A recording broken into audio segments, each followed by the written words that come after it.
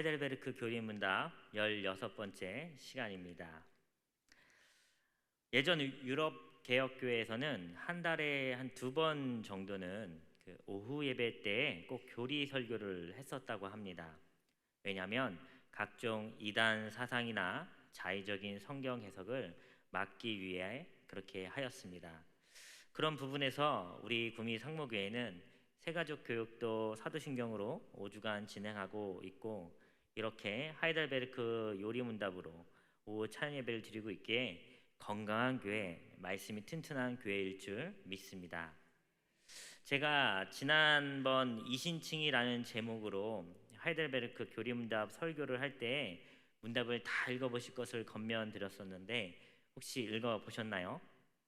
나는 읽어봤다. 네, 쑥스러워서 다시 손을 못 드시네요. 그죠? 총 129문으로 되어 있기 때문에 묻고 답하는 것이 1시간이면 충분히 다 있습니다.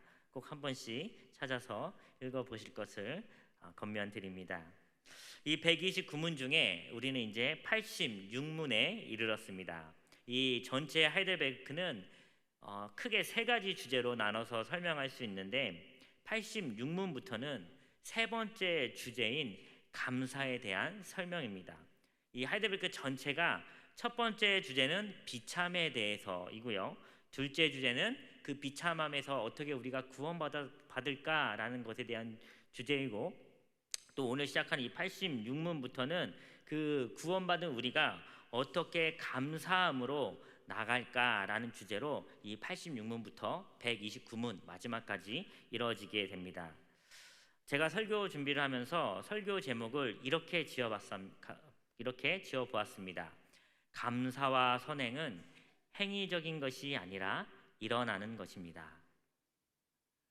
아멘이 아무도 없네요. 그죠?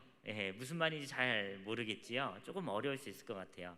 그래서 제가 차근차근 잘 설명해 드리도록 하겠습니다.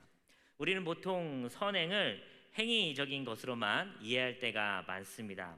하지만 성경에서는 이 선행조차 내 힘으로 하는 것이 아닌 하나님께서 주시는 은혜로 말미암는다라고 말해 줍니다. 우리는 신앙생활 하면서 오류에 빠질 때가 있습니다. 믿음으로 말미암아 구원받는다고 하지만 행위가 없으면 안 된다고 하는데, 그러면 결국 행위로 구원받는 것 아니냐? 그렇다면 어떻게 믿음으로만 구원받았다고 하느냐라는 딜레마에 빠지게 됩니다. 어떤가요? 그런가요? 제가 먼저 이 개념을 잘 설명해 드리기 위해서 구원의 서정이라는 이 개념을 잠깐 우리 성도님들에게 소개할까 합니다. 구원의 서정이라는 것이 있는데요. 소명, 중생, 회심, 믿음, 칭의, 양자, 성화, 견인, 영화, 이 9가지 단어를 아마 교회 다니시면서, 그리고 또 우리가 강단에서 말씀을 통해서 수시로 들어보셨을 것입니다. 우리는 이 개념을 구원의 서정, 구원에 이르는 개념으로 정리합니다. 여기서 우리가 이 개념들을 볼 때 오해하지 말아야 할 것은, 이 처음 소명부터 이 영화까지의 이 순서가 시간의 순서가 아니라, 타임라인으로 인한 시간의 순서가 아니라 논리적인 순서로 이해하셔야 된다는 것입니다. 예로 우리는 칭의를 받았습니다. 아멘이시죠? 우리는 이미 의롭다 칭함을 받았습니다. 이렇게 믿음으로 말미암아 의롭다고 여김받는 것은 최초 하나님의 선택, 예정, 그러니까 이 구원소정의 첫 번째 소명이 우리에게 있다는 말입니다. 그리고 하나님께 선택받은 사람이 자신이 아직 구원이 예정된 사람임을 모를 수가 있겠지요. 그렇죠? 구원받을 사람이지만 아직 그 사람은 자신이 구원받을 사람인지 모를 수 있어요. 그 사람은 현재 이 교회 안에 들어오지 않고 옛사람의 모습으로 그대로 살고 있을 것입니다. 하지만 이 사람은 하나님께 구원이 선택된 사람, 소명받은 사람입니다. 이 소명받은 이 사람, 이 택자라고 하는데, 이 택자가 자신이 하나님께 그 구원이 선택받은 사람이라는 것을 어떻게 알 수 있을까요? 어떻게 알 수 있을까요?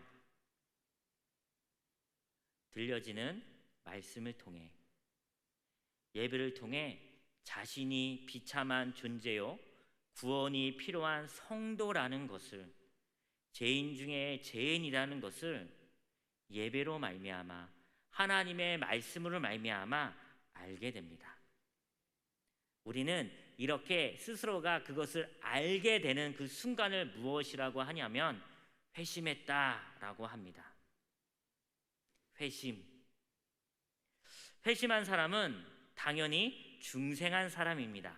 그렇다면 또 중생이란 무엇일까요? 중생, 거듭남을 말합니다. 어머니의 태에서 한번 태어나고 다시 성령으로 다시 태어난 사람을 중생하였다고 합니다. 마찬가지로 자신이 중생한 그리스도인이라는 그것을 아는 그 감격적인 순간을, 내가 중생한 그리스도인이구나라는 것을 아는 그 감격적인 순간을 우린 마찬가지로 회심했다라고 표현합니다. 그렇다면 제가 우리 성도님들에게 물어보겠습니다. 내가 중생한 그리스도인이요, 하나님께 선택받은 구원이 예정된 성도이신지 이렇게 물어보면 알 수 있습니다. 옆에 사람한테 한번 물어볼까요? 회심하셨습니까? 네, 답은 듣지 않으셔도 돼요. 네, 회심하셨습니까? 회심은 자신이 그리스도가 구원자가 절대적으로 필요하다는 것을 깨닫는 인생 가운데 딱 한 번 일어나는 사건입니다. 그리고 이 사건은 회개와, 잘못을 뉘우치는 회개와 믿음, 예수 그리스도를 믿는 믿음을 동시에 동반합니다. 저를 한번 따라해 봐 주시면 좋을 것 같아요. 회심은 회개와 믿음을 동반합니다. 네, 그래요. 여러분들이 만약 구원받은 성도라면 이 회개와 믿음을 같이 한 회심이 여러분들 과거의 어느 포인트에 있었을 것이에요. 이 회심은 내 의지로 하는 것이 아니라 내 안에 계신 성령께서 내가 지금 들려지는 말씀 혹은 내가 보고 있는 하나님의 말씀과 반응해서 내가 죄인임을 깨달아 그 안에서 폭발하며 일어납니다.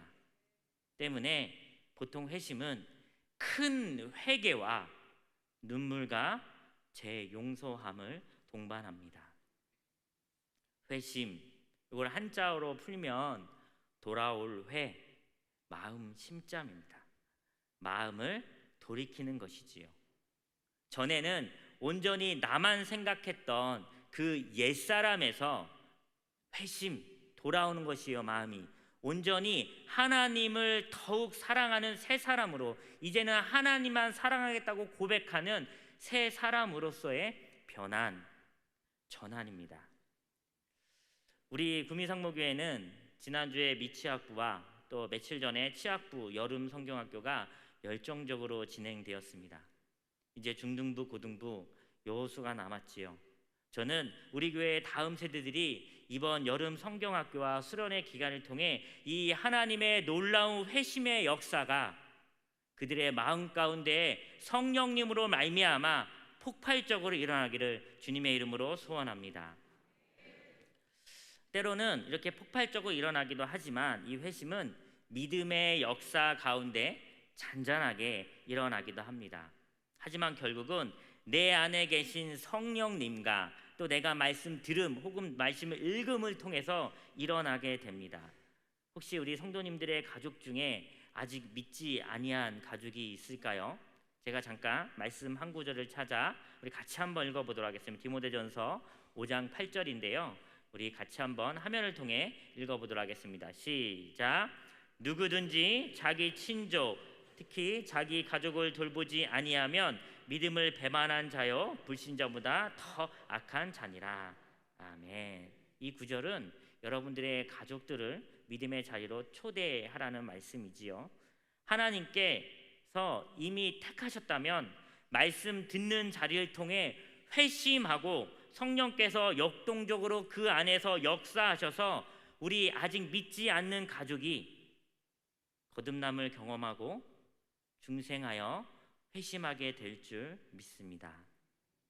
자, 이제 이런 회심을 경험하시고 칭의받은 우리 성도님들에게 한번 이 구원의 서정표를 함께 보시면서 제가 한번 물어보겠습니다. 이 표 안에 있는 이 9가지 단어 중에 우리 성도님들은 어디에 계신 것 같습니까? 나는 어디쯤 위치해 있나? 사실 이 질문이 잘못된 질문이에요. 근데 한번 고민해 보세요. 소명, 중생, 회심, 믿음, 칭의를 지나 우리는 하나님의 자녀, 양자됨을 얻었습니다. 그렇다면 우리는 지금 이 신앙 인생에 있어서 어디에 있을까요? 예, 감사합니다. 여기 누가 크게 성화라고 표현해 주셨네요. 감사해요. 바로 성화입니다. 영화, 맨 끝에 있는 이 영화는 우리의 개인적 종말이나 예수 그리스도의 재림, 그런 우주적 종말이 있을 때에 우리 온 성도들에게 일어나는 일입니다. 하지만 이 영화가 있기 전에는 우리는 계속 성화의 삶을 살아가게 됩니다.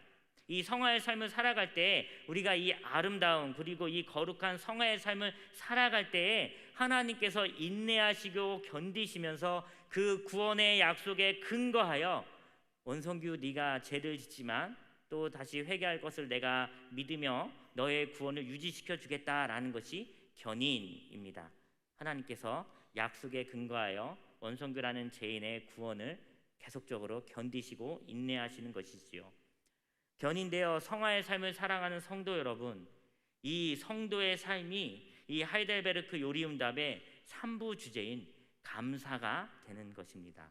우리 86문 같이 한번 제가 묻고 우리 성도님들이 한번 대답해 보도록 하겠습니다. 86문입니다. 우리의 공로가 조금도 없이 그리스도로 말미암아 오직 은혜로 우리의 죄와 비참함으로부터 구원을 받았는데 우리는 왜 또한 선행을 해야 합니까? 그리스도께서 그의 보혈로 우리를 구속하셨을 뿐 아니라 그의 성령으로 우리를 새롭게 하여 그의 형상을 닮게 하시기 때문입니다. 여기까지만 읽어볼게요. 제가 앞에서 이야기한 것처럼 1부 주제는 우리의 비참함, 즉 구원받지 못할 죄인임에 대해 설명해 줍니다. 그리고 2부 주제는 그 비참한 죄인이 참된 믿음을 통해 구원받음을 설명해 줍니다.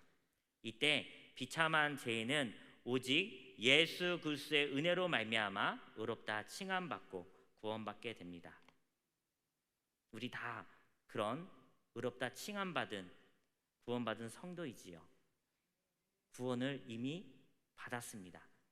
이미 이렇게 따놓은 이 구원을 이미 존재하고 있는데 우리가 더 선행을 해야 될 필요가 있을까요? 안 하면 지옥 갑니까? 이미 우리가 구원을 받았는데 그리고 우리가 과거와 현재와 미래에 지을 모든 죄가 다 씻김 받았는데 우리가 선행을 실천할 필요가 있을까요? 자, 다시 한번 오늘의 설교 제목을 읽어보길 원합니다.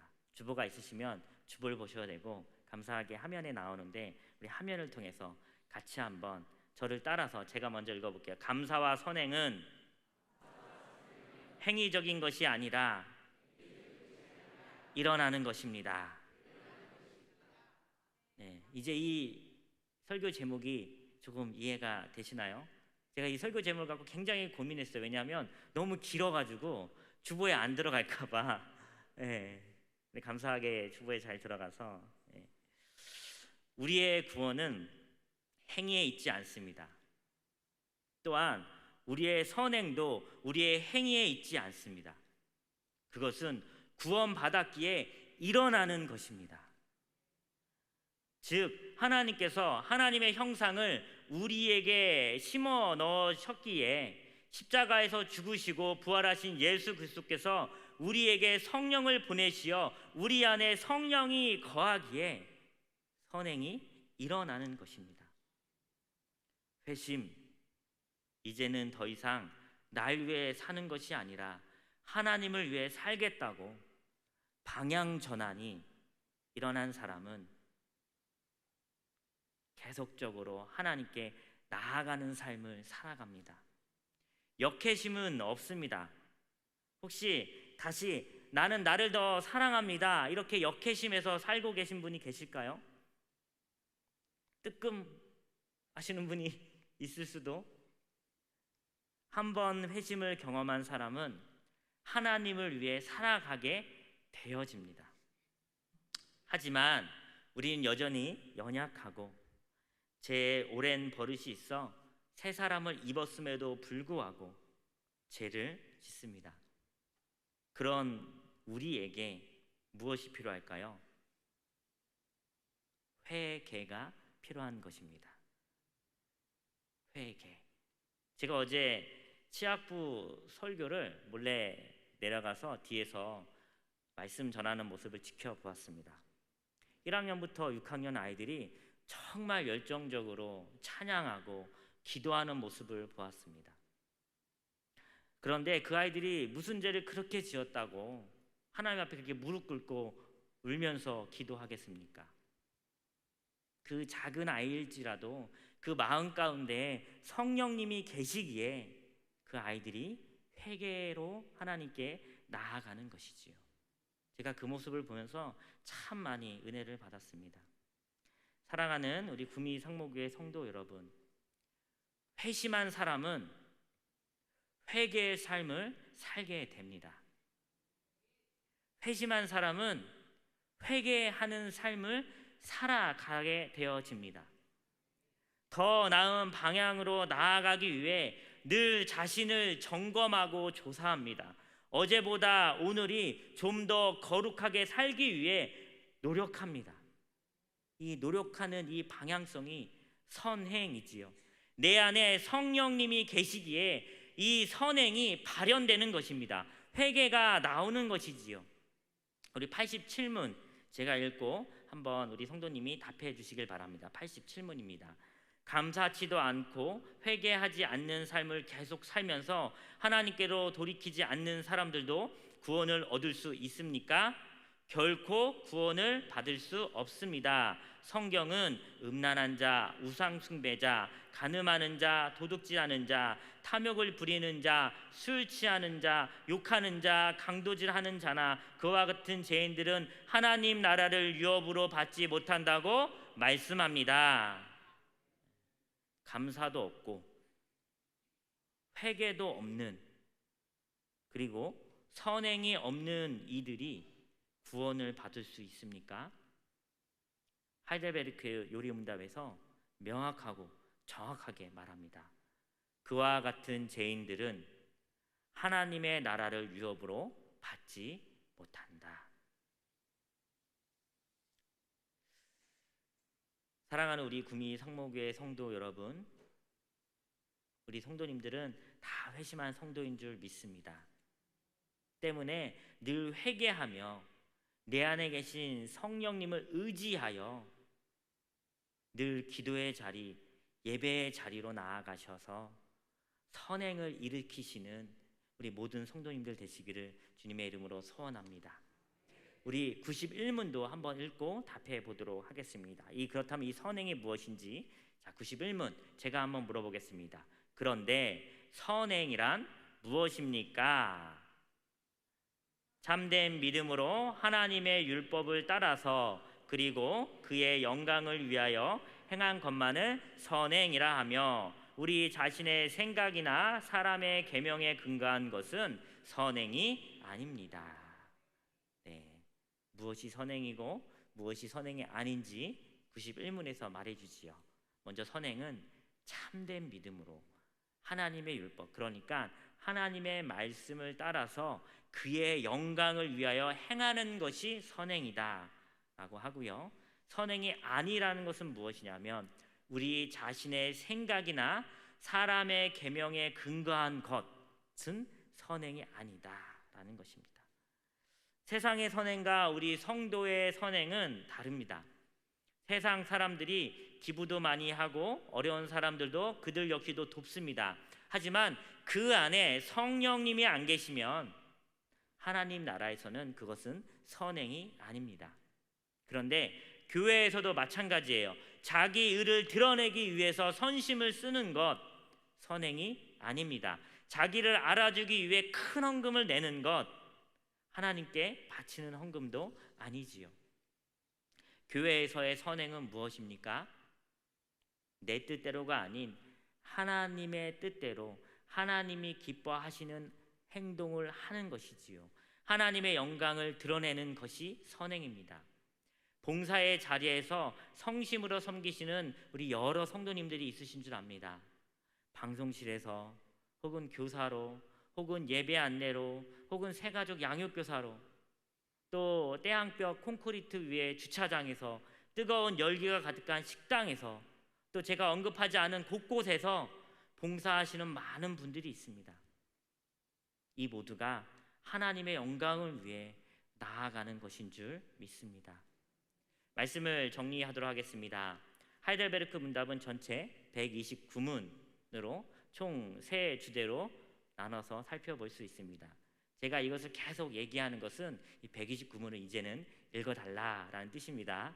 먼저 첫째 주제는 비참함에 대하여, 둘째 주제는 구원에 대하여, 셋째 주제는 감사에 대하여입니다. 오늘 한 것이 이 감사에 대하여의 첫 번째 포문이지요.